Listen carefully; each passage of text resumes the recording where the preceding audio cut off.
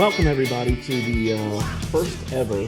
We'll brand it the first ever market updates with Chris and Tim. Yeah, Century 21. Century 21 market updates with Chris and Tim. Yes. We yes. get to we are here in the luxurious uh, media suite. Let's call it the media suite. We get to name it, I guess. Yes, we get to name it. You know, it's been a process to get it up and running, but we officially have a podcast media room. Yeah. In California, Maryland. It's very cool. You got to check out when you're here. Check out the technology and stuff that's going into the place. Yes, it's pretty neat. Yeah, interviewing clients. Yeah. Market updates. Just getting your name out there. Creating a YouTube page. We want to do it all here. Right. You get your chance to go viral. There you go. There you go. The good viral, not the bad. Right. The good one, not the bad one.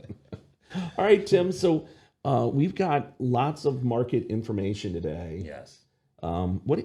Before we dig into numbers, let's chat for a second. Is that okay? Right. We're going to keep it short. We won't keep it too long. But what are you seeing in the market?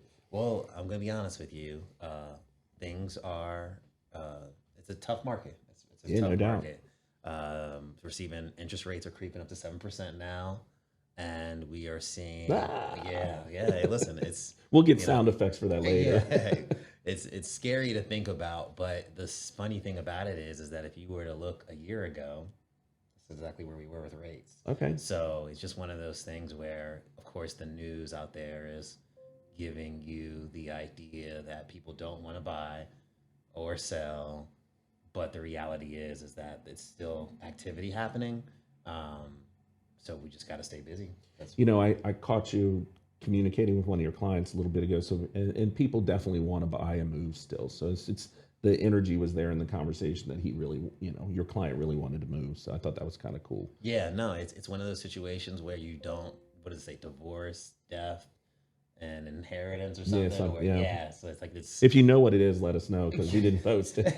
yeah. But the idea is the three Ds, right? Yeah. It's divorce. Yeah, and you just got to expand who you're communicating with in order to make sure that you just talk to more people because the numbers games just work out that way. It's funny. I've been I think this year I've been focusing on like getting back to basics, right? And talking to our clients, following up with people, not even clients, past friends and associates, and starting to see the light at the end of the tunnel a little bit, maybe, even though that light's faint.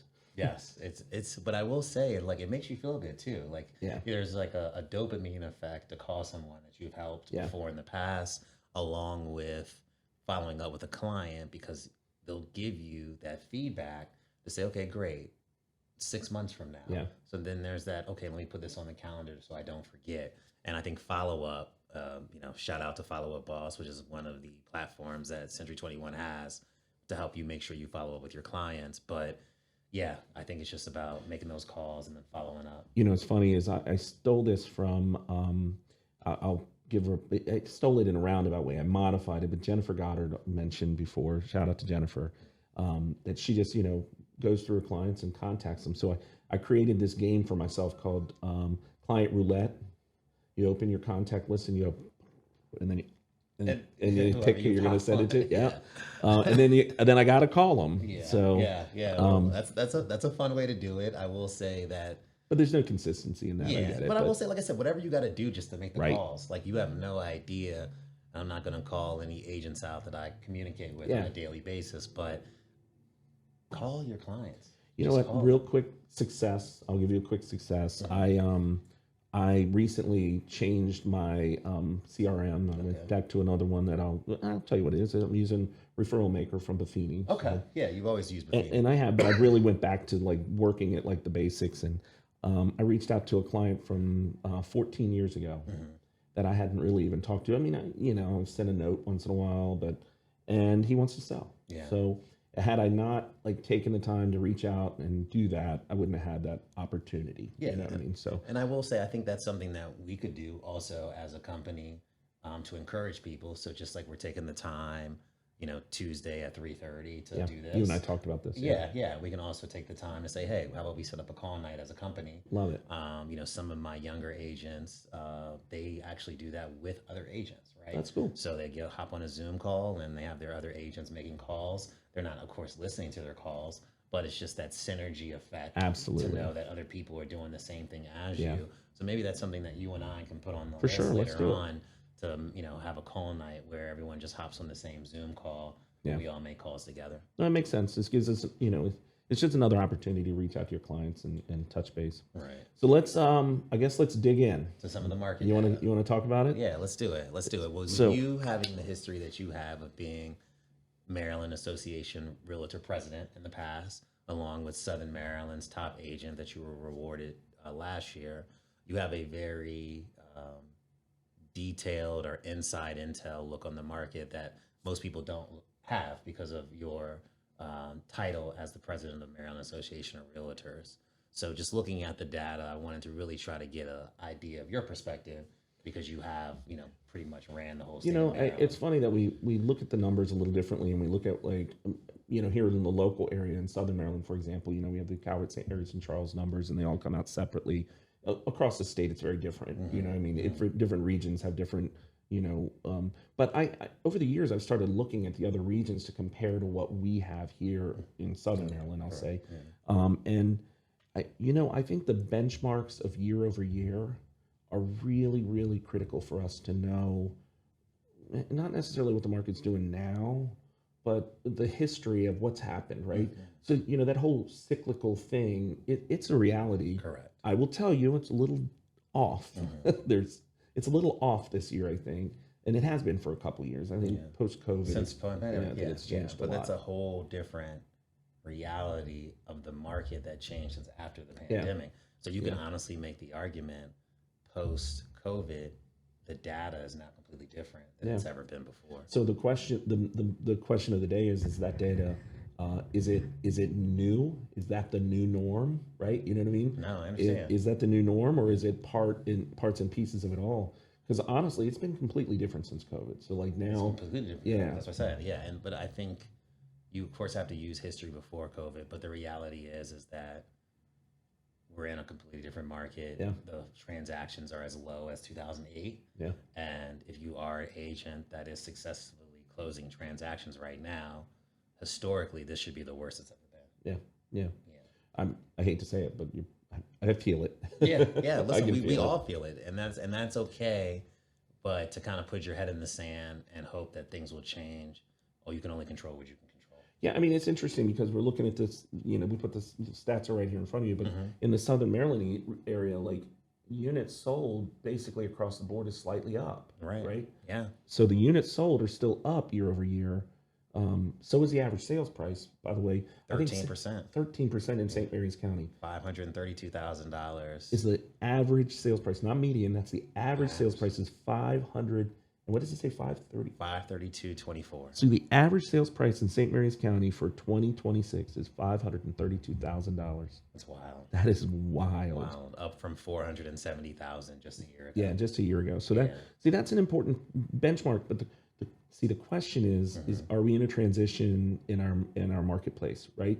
So like if you meet with a client and you're seeing a $530,000 sales price, the expectation has to be, are we in a transitioning market, and do we have to meet with you and kind of give you a better breakdown of what it could be the second half of the year? Yeah, well, I will say these are 2026 average sales prices, so we haven't gotten the full year into play yet. That was what I was trying to say. Yeah, and we are at the peak of kind of the spring/summer market as we head to the fall and winters, which, I think we have like a nice little peak in fall, and then winter, it kind of dies down. But I think you show your clients the data, but you also look at what's their why, right? Why are they selling? Why are they doing what they're doing? And then just trying to reiterate that to them, because the reality is that they want the education, but they also have their own specific reason why they want that information. So I think it's just your job to show it to them.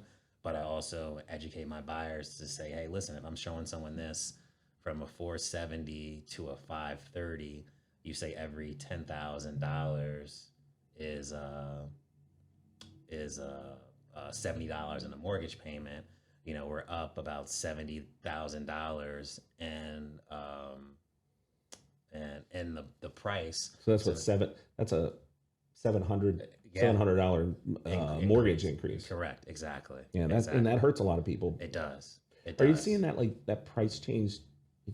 I'm curious. This is just me asking this. Are you seeing it disqualifying more people, or are they just they're looking at that price point differently now? Everyone's looking at the price point differently now. I wouldn't say it goes back to just looking at it differently, because people want to figure out whether or not they want to take as much house on or much payment. But the reality also is that they don't really have an option if they have to do that. Some people will try to go to a lower price point, but I'm seeing most people just kind of accept it for it is what it is, and kind of move on with that. And those are the people that really need to move or want to move, direly. Yeah, but I will say with my mortgage applications, in the past, I would have, say, 10 people applied, 20 people maybe qualified. Now I'll have 5 people apply and 2 people, excuse me, I said 10 people, 2 will qualify. Right. Now I'll have 5 people apply and maybe 2 will qualify. So the less people are applying, but the conversion ratio is higher. Exactly, because of that. So it kind of works in your favor where you're not working with a lot of people that don't want to be in this market. Most people that are making that decision. It's kind of like I always tell I call it the Christmas time buyers. Yeah. Like, because those people that are shopping for a house at Christmas, they want to buy a house. Yeah. They're committed. Exactly. And that's a good way to put it, because that's literally what we're dealing with right now. Anyone that's putting in a mortgage application, they've heard all the negative thing about rates. Yeah. They've heard all the negative thing about unaffordability. They've heard everything. And now they're in a position where they said, with all that information, they still want to go out into the market. So I am seeing less applications, but higher conversion ratios. Interesting. Yeah.